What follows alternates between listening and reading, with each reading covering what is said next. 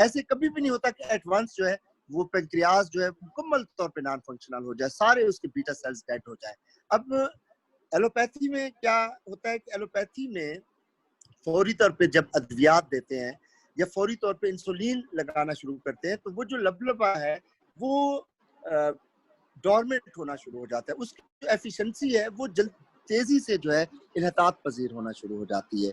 अब वो क्योंकि मसनूई तरीके से हमारी बॉडी में वो अमल जो लबलबा वो रोल जो लबलबा प्ले करता है कि इंसुलिन सेक्रीट करके नेचुरल तरीके से ग्लूकोज को डिकम्पोज करता है और उसको एनर्जी की फॉर्म में क्रिएट करके सेल को वो एनर्जी मिलती है, वो अमल ये दवाइयों से लेना शुरू कर देते हैं। और फिर वो दवाइयों की बहुत सारी कॉम्प्लिकेशंस होती है और बड़ी कॉम्प्लिकेशन ये है कि लबलबे को तेजी से दवाइयाँ नॉन फंक्शनल करती हैं, डोरमेंट करती हैं।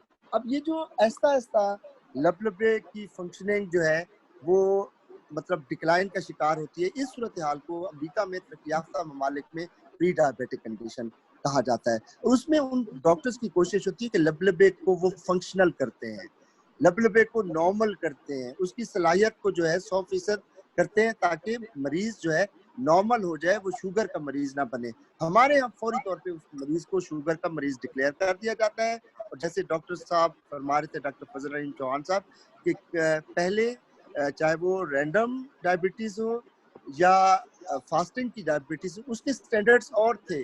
अब ये हमारे यहाँ फार्मास्यूटिकल इंडस्ट्रीज ने उन स्टैंडर्ड्स को नीचे किया कि 100 के ऊपर जो है फास्टिंग में अगर शुगर 100 से ज्यादा है तो वो कहते हैं ये शुगर है इसको, या रैंडम में 140 160 से ज्यादा है तो वो कहते हैं जी कि ये जो है ना डायबिटिक पेशेंट है। और अभी अमेरिकन डायबिटीज सोसाइटीज ने ये स्टैंडर्ड थोड़े रेज किए, पहले उन्होंने नीचे किए थे लेकिन अब वहाँ पे क्योंकि चेक एंड बैलेंसेस है उनको रेज किए नहीं, यहाँ वहाँ पे फौरी तौर पे वो पेशेंट को डायबिटिक पेशेंट डिक्लेयर नहीं करते। तो हमारे यहाँ अद्वियात के जरिए वो काम किया जाता है, जो लबलबा हमारा नेचुरल तरीके से काम कर रहा होता है और लबलबे को डोरमेंट कर दिया जाता है, उसकी एफिशिएंसी को जो है वो डिक्लाइन फौरी तौर पे डिक्लाइन की तरफ ले जाया जाता है।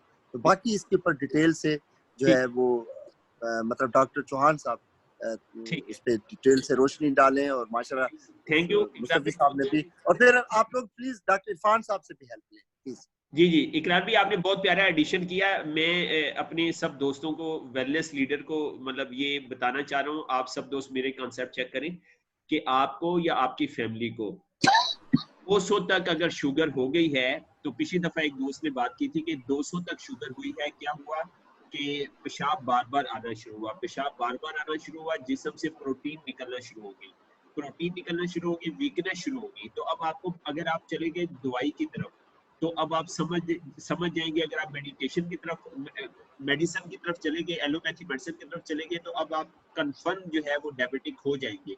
तो आपने इसको रिवर्स करना है। आपने क्या करना है, आपने मेडिसिन नहीं लेनी, आपने प्रोटीन इंटेक बढ़ाना है। और हमारे पास पीसीएम अवेलेबल है। इकरार भी ने बहुत अच्छी रोशनी डाली। तो पीसीएम को समझाने के लिए ना बड़ा आसान सा कंसेप्ट है। ये ट्रेनिंग हमारी मुकम्मल हो जाए, हमने ना सब दोस्तों ने मिलकर एक देसी जुबान में एक डायग्राम बनाया हुआ है ना, कि खुराक मुंह में आती है, सेल तक जाती है, क्या प्रोसेस होता है, तो उस डायग्राम को डिस्कस करेंगे। तो मेरा जो बीसीएम है ना, सेल है ना हमारा सेल, तो सेल के अंदर जो है बीसीएम का क्या काम है, सेल हमारा चूल्हा है ना, मतलब सेल की जहां पे बात आएगी ना, आप जहन में फौरन ले आई चूल्हा, केड़ा चूल्हा, पिंड दा चूल्हा, ठीक है, ये गैस वाला चूल्हा नहीं, ये मॉडर्न चूल्हा नहीं, पिंड दा चूल्हा। जिसको गांव का चूल्हा, जिसने गांव का चूल्हा एक दफा चलाया हुआ है तो अच्छी बात है, नहीं चलाया हुआ तो पिंड जाओ ते जाके चूल्हा जलाने का, चूल्हा चलाने का तजर्बा हासिल करिए। रोटी पकाएगी खातून, आप उसे कहेंगे कि बालन नो मैं मैनेज करना है बस, ठीक है। तो क्या होता है कि चूल्हे के अंदर अगर आपने ईंधन ज्यादा डाल दिया, थोड़ा सा ज्यादा डाला, तो क्या होता है, आग बढ़ जाती है, हांडी जल जाती है। अगर आपने चूल्हे के अंदर ईंधन भर दिया, फुल कर दिया, आपने चूल्हे के अंदर फुल कर दिया, तो क्या होगा अगर आपने चूल्हे को ईंधन से भर दिया तो क्या होगा, दोस्त बताइए। आग खत्म हो जाएगी, क्योंकि उसकी ऑक्सीजन न रहने की वजह से आग ही नहीं जलेगी। जी बिल्कुल। तो चूल्हा जब आपने भर दिया ना, चूल्हा फुल कर दिया, अब ऑक्सीजन की अंदर स्पेस नहीं है, आग बुझ जाएगी, चूल्हा धुआं छोड़ना शुरू कर देगा।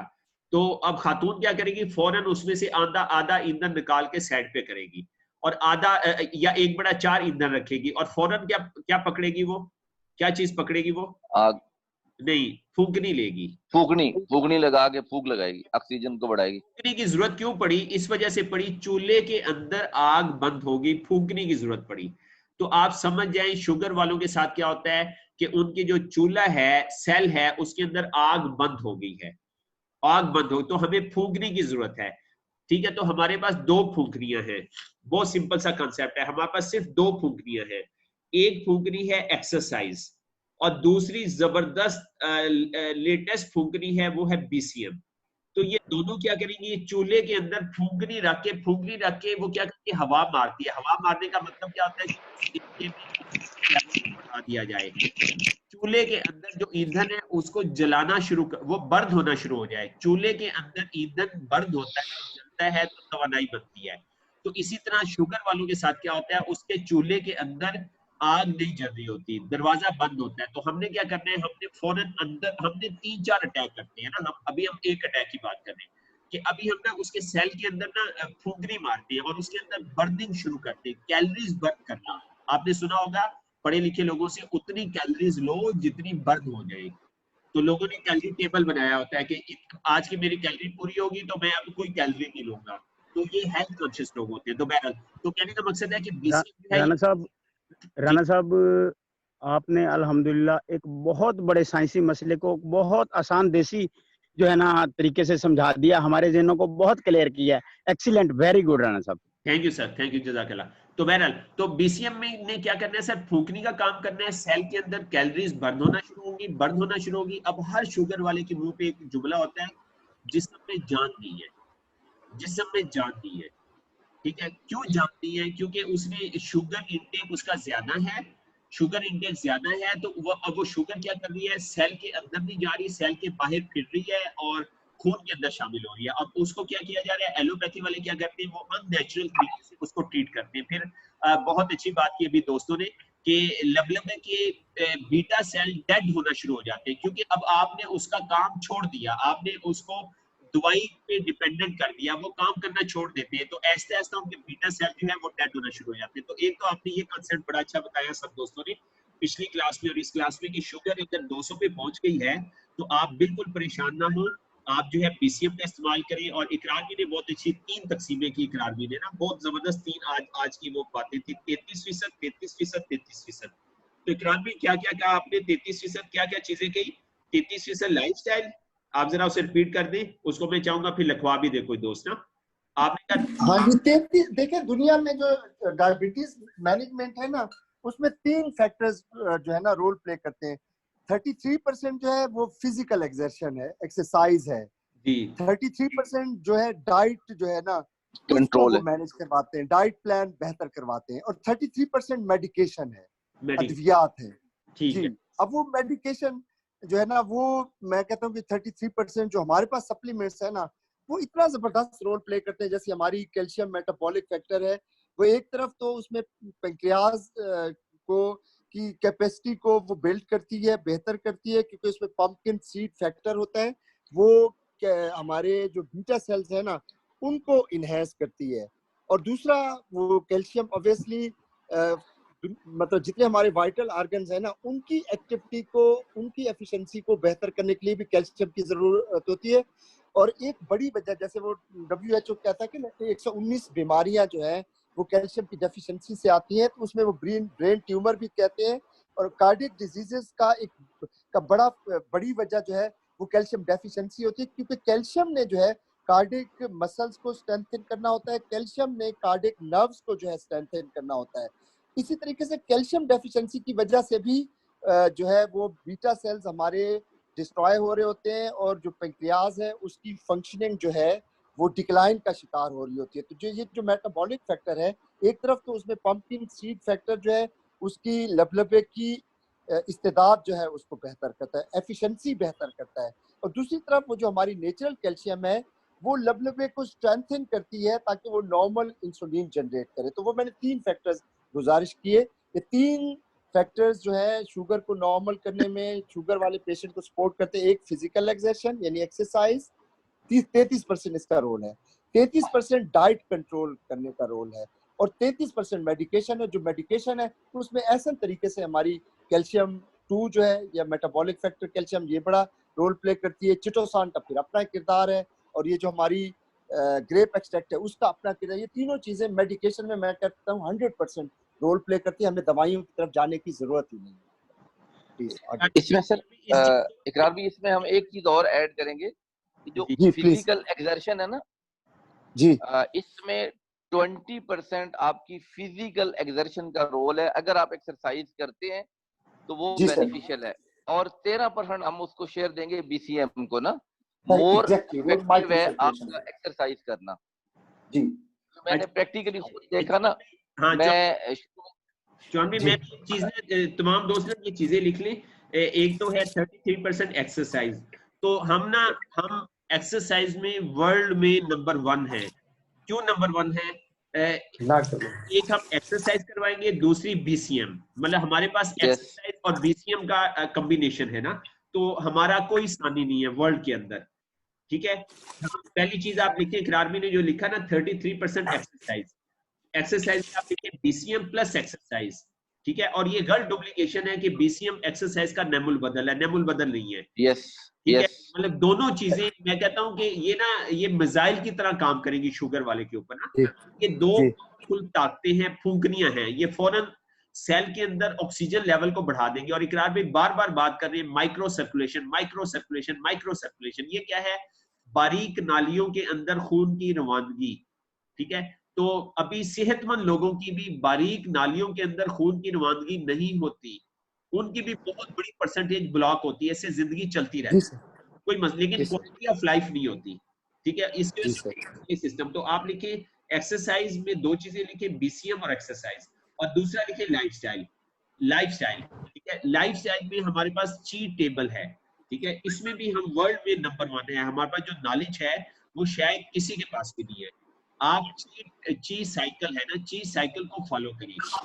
ठीक है, चाइनीज ने चीज साइकिल क्या है? चीज साइकिल, असल में इसका नाम चीज साइकिल है, असल में वो सर ये बाकी माइक है। क्लोज कर लें अलविर, बाकी माइक क्लोज कर लें। जी मैं कर लेता हूँ। असल में वो चीज साइकिल जो है वो उसका मॉडर्न नाम है। तो असल में वो क्या है? वो ये है कि आप अपनी जिंदगी को अल्लाह के हुक्म के मुताबिक गुजारें, ये है चीज साइकिल। आप जी, अपनी इस मशीन को अल्लाह नेचर के साथ कनेक्ट कर दें। मतलब हमारा स्लोगन है let's connect with the nature, nature के साथ कनेक्ट करें। इस वक्त मैं यहाँ पे भी मैंने बात की, मुसलमानों पे अल्लाह का करम हुआ, हमने 1 महीना अल्लाह के हुक्म के मुताबिक खाना खाया।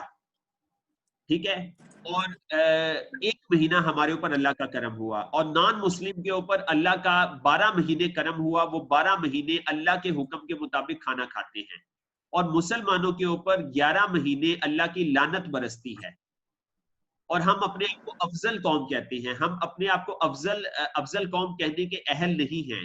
हम नेचर के खिलाफ चल रहे हैं। दीन हमारे पास है, उसका अमल हमारे ऊपर नहीं है। हमारा दीन ये गले से ऊपर ऊपर ही है, इससे नीचे हम दीन को नहीं जाने देते। नमाज में पता नहीं हम सुबह से लेके शाम तक की 20 दफा कहते हैं इहदिन सिरातल मुस्तकीम, इहदिन सिरातल मुस्तकीम, फिर भी हमें सीधा रास्ता नहीं मिल रहा। इसका मतलब ये है कि हमारा ये जो बोलने का भी जो अंदाज है ना, ये गले से ऊपर ऊपर ही है। जैसे जैसे हम बोलते हैं ना, जैसे हम दोस्त को कहते हैं यार ये काम पे कर दें, और सरसरी बात जुबान में क्या, हाँ यार कर देंगे, चल ठीक है, और पता होता है उसने नहीं करना होता, क्योंकि उसे भी ये पता होता है ये क्या है, कौन से स्टेशन से रहा है, एम चलते फिरते कह रहे हैं। अगर ये संजीदा होता ना तो मुझे कोई सही तरीके से कहता। तो अल्लाह भी अपने हदूदों, कयूद, कानून, कायदे नहीं बदलता। तो अल्लाह ताला ने क्या किया हुआ है इस वक्त? सब कुछ नॉन मुस्लिम को दिया हुआ है, सब कुछ नॉन मुस्लिम के पास है, क्योंकि वो नेचर के साथ कनेक्ट है। और हम सो कॉल्ड मुस्लिम्स के लिए सबसे मुश्किल काम सुबह को जागना है, सबसे मुश्किल काम। और सुबह को जागे रहना ये मुसलमानों के लिए एक बहुत बड़ा मसला बन गया है, बहुत बड़ा मसला बन गया कि आप अपने घर वालों को, फैमिली वालों को, मोहल्ले वालों को, इवन के खुद सुबह जाग के दिखाएं आप। तो अगर हम सुबह नहीं जागेंगे तो सुबह रिस्क की तकसीम हो रही है, रिस्क की तकसीम हो रही है, तो फिर हम, हमारा शुमार बदकिस्मत कौमों में होना चाहिए, और हम बदकिस्मत कौमों में शामिल हैं। सुबह रिस्क अल्लाह ताला तकसीम करता है, और क्या होता है, नॉन मुस्लिम उस रिस्क को समेटते हैं। हम इस वक्त स्टडी कर रहे हैं, तो ये स्टडी भी रिस्क है। इल्म हासिल करना भी रिस्क है, ये रिस्क बांट रहा है। तो देख लें हमारे कितने लोग यहाँ पे हैं। तो बहरहाल अल्लाह ताला हमें ना अमल की तौफीक दे। तो दूसरी चीज तारिक भाई अस्सलाम वालेकुम। जी वालेकुम सलाम। तारिक भाई अस्सलाम वालेकुम। जी वास्सलाम। सर करार भाई की बात को मैं आगे बढ़ाऊंगा कि जो माइक्रो सर्कुलेशन है ना, जो हम जो मैनुअल जो मीटर होता है ना ग्लूकोज चेक करने का, अब जो उंगलियों के पोर है ना, वहां से जब हम शुगर चेक करते हैं तो वो तकरीबन ना 30 पॉइंट ज्यादा आती है।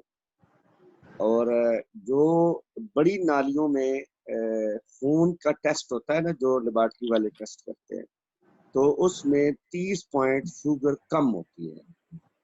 ठीक है, ये मेडिकल स्पेशलिस्ट उसके साथ में जो मरीज करवाता रहा हूँ ना, तो उसने ये कहा है कि जो माइक्रो सर्कुलेशन है यहाँ पे शुगर की मिकदार ज्यादा होती है। तो बीसीएम जो है ना, ये बड़ा रोल प्ले करती है कि जो माइक्रो सर्कुलेशन है उसकी बढ़ी हुई जो शुगर है ना, वो कम करती है। तो आप पॉइंट लिख रहे थे, तो उन पॉइंट्स के अंदर ना सर इकरार भाई ने 3 पॉइंट्स लिखे हैं। तो चौथा पॉइंट सर भी वो बहुत जरूरी है, वो मैं चाहता हूँ कि वो भी ऐड करें इसके साथ। अपना हाफिज साहब, आप साहब इस पॉइंट को प्लीज रिपीट करें। ये बड़ा इंपॉर्टेंट पॉइंट आपने बताया कि उंगलियों में 30 पॉइंट ज्यादा आती है, और जो वेन से ली जाती है, वेन से जो ली जाती है वो माइक्रो नहीं है, वो मैक्रो है ना, तो उसमें 30 पॉइंट कम आता है। इसको 30 पॉइंट कम आता है। अच्छा, 30 पॉइंट कम आता है सर। और ये जो वो बता रही थी कि चूंकि ना सर्कुलेशन जो कैपिलरीज के अंदर सर्कुलेशन कम होती है, तो लिहाजा यहाँ पे शुगर की जो मिकदार होती है हमारी बॉडी के अंदर वो बहुत ज्यादा होती है। लिहाजा जो हमारी बीसीएम है, ये माइक्रो सर्कुलेशन को ना जब बढ़ाती है, तो यहाँ पर भी हमारी जो शुगर है, जो कि यहाँ पे मेटाबॉलिज्म होता है, सेल का मेटाबॉलिज्म होता है, कैपिलरी के जरिए से सेल मेटाबॉलिज्म की जो प्रोसेस होता है वो मतलब हो रहा होता है कैपिलरीज के अंदर। ब्लड सर्कुलेशन को बेहतर होना बहुत जरूरी है सर, बनिस्बत वेन और वेन के, और वैसे दूसरी जो शरीयान है हमारी बड़ी, उनकी बनिस्बत माइक्रो सर्कुलेशन का होना बहुत। अगर हम मेटाबॉलिज्म को ऑप्टिमल हालत में अगर रखना चाहते हैं, तो हमें चाहिए कि हम माइक्रो सर्कुलेशन को, कैपिलरीज की सर्कुलेशन को, क्योंकि कैपिलरीज की सर्कुलेशन जो है ये असल मेटाबॉलिज्म की परफॉर्मेंस दे रही होती है। तो यहाँ पर शुगर की मिकदार 30 पॉइंट ज्यादा होती है सर। सारे लोग बेशक चेक हैं, वो जो मीटर होता है ना, क्या नाम है, ग्लूकोमीटर आप लेते हैं ना, ग्लूकोमीटर, और उसको ना उंगलियों से चेक करते हैं, उंगलियों से खून निकाल के चेक करते हैं, जबकि लेबोरेटरी वाले वेन से खून निकाल के चेक करते हैं। आप सब आपने, मैंने तो लिख लिया, सब दोस्त लिख लें। उंगलियों में 30 पॉइंट शुगर ज्यादा होती है, क्योंकि ज्यादा होती है सर। 20 से 30 सर लिख लें, जरूरी नहीं होता 30 होता। ठीक है, हाँ 20 से 30 तकरीबन। ठीक है। अच्छा सर, एक और बड़ा इम्पोर्टेंट पॉइंट मैं अप्रिशिएट करता हूँ, बड़ा सॉलिड और बड़े मजबूत पॉइंट इकरार भाई हमें बताते हैं। जब बोल रहे होते हैं तो लगता है कि मेडिकल स्पेशलिस्ट बोल रहे हैं ना, इतनी अच्छी वर्डिंग, इतनी अच्छी प्रोनाउंसिएशन और इतना जबरदस्त। मैं बहुत मतलब उनकी बातों से ना लेता हूँ, बहुत ज्यादा मतलब बिल्कुल एक्यूरेट बातें होती हैं, एग्जैक्ट पॉइंट होते हैं। तो सर आपकी इजाजत से ना मैं चाह रहा हूँ कि हम मतलब एक प्रॉपर जो है ना, किसी भी कस्टमर को, हम खुद कस्टमर है, हमारी फैमिली में कस्टमर है, या हमारा वैसे मतलब कस्टमर है ना, तो उसको हम ना ये 3 पॉइंट तो बहुत सॉलिड है, बहुत वैलिड है और बहुत शानदार है, एक्सीलेंट। लेकिन उसमें हम एक चौथा पॉइंट भी ऐड करेंगे। वो चौथा पॉइंट है कि हम हर तरह की जो कार्बोहाइड्रेट है उसके बंद कर अवॉइड करेंगे। मतलब अपने खानों के अंदर ना हर तरह के कार्बोहाइड्रेट को वो न ले।